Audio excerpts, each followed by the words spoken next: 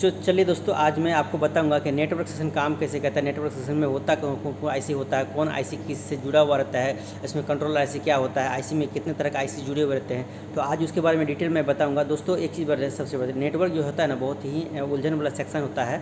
और फिर भी मैं कोशिश करूँगा कि इस वीडियो में आपको अच्छा से बता दूँ, और ताकि उससे आपको समझने में ईजी हो। और आज की इस वीडियो में मैं आपको डीप नॉलेज देने वाला हूँ नेटवर्क सेक्शन के बारे में। और मैं आपको बता दूं कि जैसा कि मैंने वीडियो में बताया कि नेटवर्क सेक्शन बहुत ही उलझन भरा होता है। अगर आप इसको अच्छे से समझ लिए, इस वीडियो को पूरा देख लिया, तो मेरा दावा है कि आपको जो है ये बिल्कुल समझ में आ जाएगा कि हमारा नेटवर्क सेक्शन किस तरीके से काम करता है। तो यहाँ पर हमने एक मदरबोर्ड ले लिया है, और मैं सबसे पहले आपको समझा दूं कि नेटवर्क सेक्शन आपको मदरबोर्ड में किस तरीके का दिखाई देगा। तो यहाँ पर हमारे सामने एक मदरबोर्ड है, और आप देख सकते हैं यहाँ पर ये कुछ आईसी लगी हुई हैं। तो यहाँ पे जो आईसी लगी हुई है कुछ इस तरीके से बनी हुई है। इसका डिजाइन जो बना हुआ है इसको हम बोलते हैं 2GPA। और यहाँ पर एक इस तरीके का डिजाइन बना हुआ है, और ये थोड़ा सा इसका शेप लंबा होता है। तो ये जो है इसको हम बोलेंगे 4GPA। और यहाँ पर एक RF आईसी लगा हुआ है, उसका शेप कुछ इस तरीके से बना हुआ होता है। हर एक आईसी के साइड में एक ये बिंदी बनी होती है, डॉट बना होता है, जिसको हम बोलते हैं नोज कट। और यहाँ पर से एक लाइन आपको दिखेगी, कुछ इस तरीके के पैड लगे हुए होते हैं। जैसे ये हमारा एंटीना स्विच है, तो इससे हमारा एक वायर कनेक्ट होकर के नीचे चार्जिंग बोर्ड या सब बोर्ड में कनेक्ट होता है, जहां से ये नेटवर्क को रिसीव करता है और हमारे सिग्नल को स्ट्रॉन्ग करके हमें डिस्प्ले में दिखाता है, और हमारे ट्रांसीवर आईसी को देता है, जिससे वो काम करती है। तो हमारा नेटवर्क सेक्शन एक ही जगह अलग से बनाया जाता है। कभी कभी ये हो सकता है कि इसमें एक आधी आईसी किसी दूसरे जगह पे शिफ्ट की गई हो, या बोर्ड के दूसरी साइड शिफ्ट की गई हो, तो वो कुछ इस अलग तरीके से दिखाई देगी। यहाँ पर हम एक आईसी और ले लेते हैं, एक मदरबोर्ड और ले लेते हैं। यहाँ पर इस मदरबोर्ड में भी आप देख सकते हैं ये हमारा 4GPA लगा हुआ है, ये हमारा 2G 3GPA है, और साथ में इसमें नेटवर्क रिसीव करने के लिए रिसीविंग सेक्शन भी बनाया जाता है। और साथ में ये हमारा WTR यानी कि वायरलेस ट्रांसमीटर रिसीविंग सेक्शन भी है, इसको WTR बोलते हैं। तो इस तरीके से हमारा जो है नेटवर्क सेक्शन हर एक मदरबोर्ड में आपको देखने को मिल जाएगा, अपना अहम रोल निभाती है। उसके बाद ये हमारा लगा हुआ है 4GPA, इस शेप में बना होता है। इसका काम हमें 4G नेटवर्क प्रोवाइड करना है।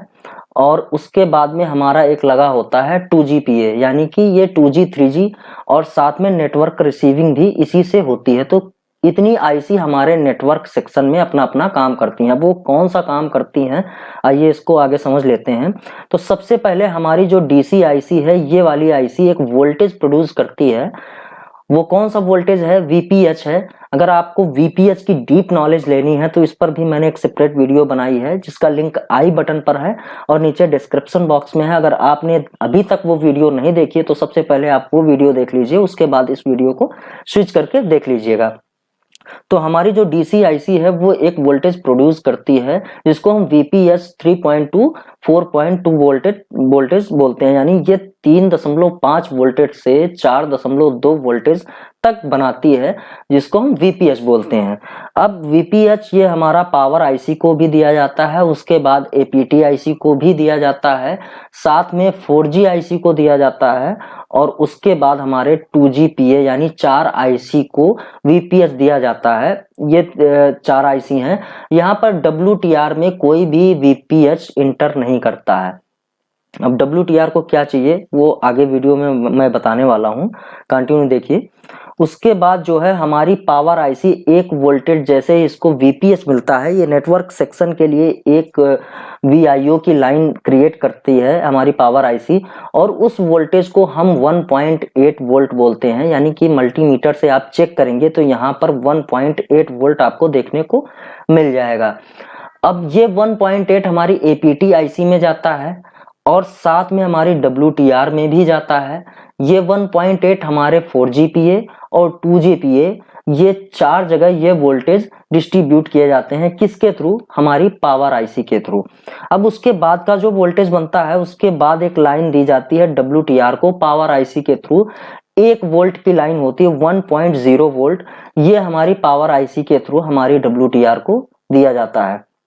अब उसके बाद कौन सा वोल्टेज बनता है, जैसे ही ये हमारा 1.8 और VPH हमारी APT आईसी में इंटर होता है, वैसे ही ये एक वोल्टेज 4GPA को प्रोवाइड करती है, जिसको हम VPA APT के नाम से जानते हैं। यानी कि ये वोल्टेज फ्लक्चुएशन में हमेशा रहता है, 1.8 से 3.6 वोल्ट तक ये बनता है। ये कम ज्यादा होता रहता है, जैसे आपकी वर्किंग, मान लीजिए आप वोल्टी का यूज करते हैं, 4G का यूज करते हैं, जितनी ये आईसी रनिंग में रहती है या लो नेटवर्क में हम रहते हैं तो ये अपने वोल्टेज को बढ़ाती है, और मिनिमम वोल्टेज जो होता है 1.8 होता है और मैक्सिमम 3.6 तक ये चला जाता है। इसको हम अपने मल्टीमीटर से चेक कर सकते हैं वर्किंग कंडीशन में, जब भी हमारा फोन ऑन होता है। अब उसके बाद जो है, अगर हमारा फोन ऑन है तभी हमारी पावर आईसी 1.8 और 1.0 WTR को भेजेगी, ये बात आप समझ लीजिए। उसके बाद क्या होता है, अब इन सारी आईसीज को कंट्रोल करने के लिए एक लाइन दी जाती है जिसे हम रेफरेंस क्लॉक लाइन बोलते हैं। यानी किसी को कंट्रोल करने के लिए कंट्रोलर होना चाहिए, इन आईसीज को कंट्रोल करने के लिए कंट्रोलर होता है, और वो काम करता है हमारा CPU यानी हमारा कमांड सेक्शन। तो यहाँ पर एक रेफरेंस क्लॉक लाइन होती है और एक लाइन और दे दी जाती है रेफरेंस डाटा की लाइन।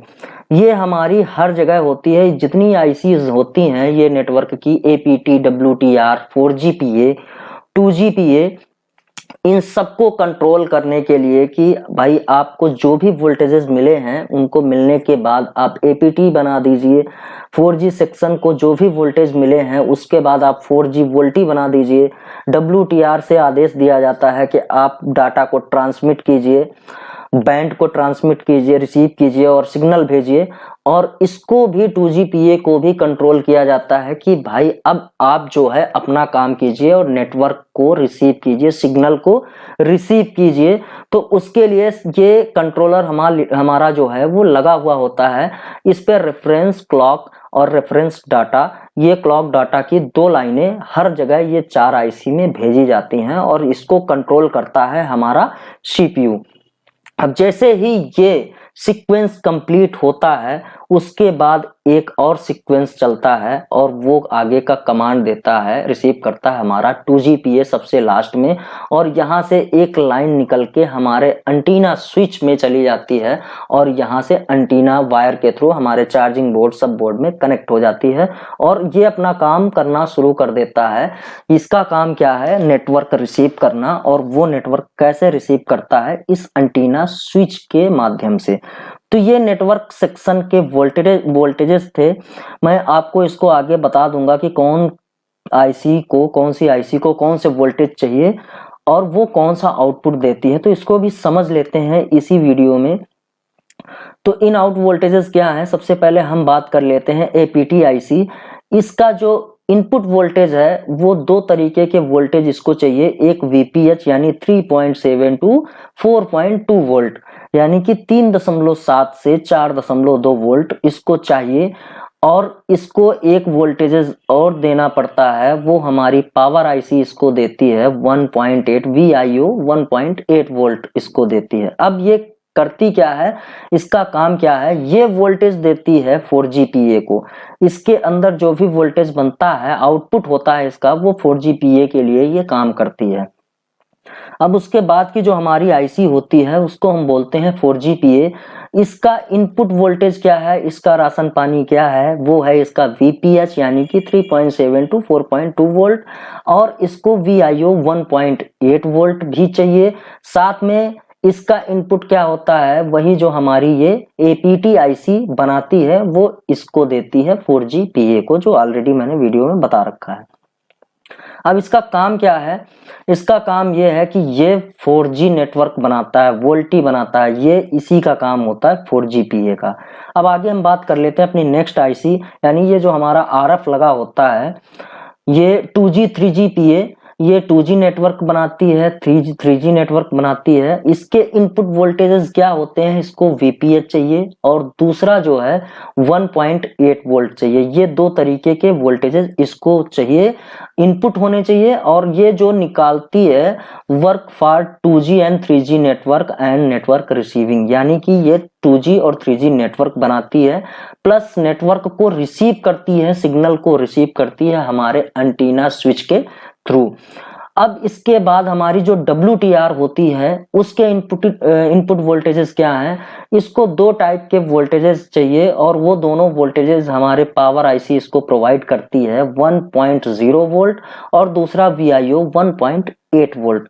अब इसका काम क्या होता है, इसका काम ये होता है कि ये डाटा को ट्रांसमिट करती है, यानी कि एक पाथ इसका जो है बैंड और सिग्नल को रिसीव करता है और एक पाथ जो है इसका जो है सिग्नल को भेजता है 2G PA के लिए, और सारी आईसीज को सिग्नल देने का काम और लेने का काम ये हमारा WTR करती है। अब आगे हम बात करते हैं कि इनमें अगर कोई भी प्रॉब्लम्स आ जाती हैं तो हमें कौन कौन सी समस्याएं देखने को फोन में मिलती हैं। तो अगर इनमें कोई भी आईसी हमारी खराब होती है, जैसे कि हमारी APT आईसी अगर खराब है तो इसमें प्रॉब्लम आती है, आप जब भी कोई कॉल करते हो तो वहां पे आपको रेडियो ऑफ लिखा आएगा और हमें कोई भी नेटवर्क देखने को नहीं मिलेगा। साथ में ये जैसा बताया कि ये हमारी APT आईसी 4G आईसी को वोल्टेज देती है, तो जाहिर सी बात है हमारा जो है 4G आईसी काम करना बंद कर देगी, उसमें 4G नेटवर्क आने बंद हो जाएंगे। अब हमारी 4G आईसी क्या, अगर ये खराब है तो इसमें कौन सी प्रॉब्लम्स आती हैं, सेम प्रॉब्लम वही आती है, रेडियो ऑफ वाली प्रॉब्लम, और 4G काम नहीं करेगा, वोल्टी आपका काम नहीं करेगा। जब भी आप 2G पे स्विच करेंगे तो आपको वहां पे नेटवर्क देखने को मिल जाएगा, लेकिन जैसे ही आप 4G वोल्टी पे स्विच करेंगे आपका सिग्नल गायब हो जाएगा, अगर ये आईसी आपकी खराब हुई तो। अब उसके बाद जो हमारा 2G 3G PA है, अगर इसमें कोई खराबी आई तो इतनी समस्याएं आपको देखने को मिलेंगी। आपके फोन में नो सर्विस लिख के आएगा, फोन हमेशा सर्चिंग मोड में रहेगा, और साथ में अगर ये खराब है आपका तो आपका सिग्नल जो है वो भी बिल्कुल वीक रहेगा। अगर हमारी ये आईसी जो है WTR अगर ये खराब है तो इस पे नो सर्विस की प्रॉब्लम आएगी, साथ में कभी कभी आपको लो नेटवर्क की प्रॉब्लम भी देखने को मिल सकती है। तो गाइस वीडियो कैसी लगी इसको कमेंट करके जरूर बताइएगा, अगर पसंद आई हो तो एक लाइक जरूर कर दीजिएगा। हमारा टेलीग्राम चैनल है, हमारा व्हाट्सएप चैनल है, सबके लिंक नीचे डिस्क्रिप्शन बॉक्स में है, उनको आप ज्वाइन कर लीजिए ताकि आपको इन फ्यूचर अपडेट्स मिलते रहें। अभी तक हमारे चैनल को सब्सक्राइब नहीं किया है तो प्लीज इसको सब्सक्राइब कर लीजिए, क्योंकि आने वाली नेक्स्ट वीडियो में हम फिर से नेटवर्क सेक्शन के कुछ और नॉलेज हैं जो आपको डीपली मैं बताऊंगा अपनी नेक्स्ट वीडियो में। तो गाइज कुछ भी कमेंट कर दीजिएगा, आप कमेंट करते हैं तो मुझे बहुत अच्छा लगता है। तो अपनी नेक्स्ट वीडियो में मैं आपके लिए कोई नॉलेज भरा वीडियो लेकर के आने वाला हूँ। मिलते हैं नेक्स्ट वीडियो में, तब तक के लिए बाय बाय।